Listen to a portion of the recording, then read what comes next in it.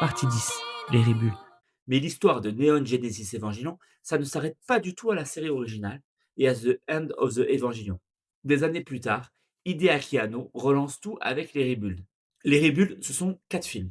Au départ, beaucoup pensaient que c'était juste un remake de la série. Mais en réalité, c'est une nouvelle version de l'histoire. Le premier film, Evangelion 1.0, You Are Not Alone, reprend presque exactement le début de la série.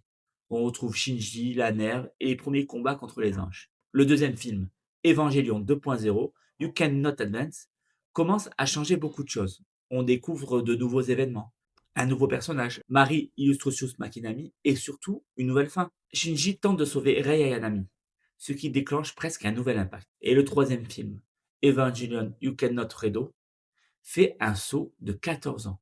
Le monde est complètement détruit. Shinji se réveille dans un univers qu'on ne reconnaît plus et découvre que ses deux choix ont eu de lourdes conséquences.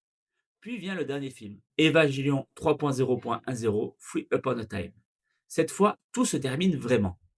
Shinji affronte enfin son père, Gendo Ikari, comprend enfin ses motivations, accepte son passé et met fin au cycle des Eva. Contrairement à la série originale, cette fin est beaucoup plus claire. Shinji crée un monde sans Eva, sans ange, sans impact. Une vraie nouvelle vie.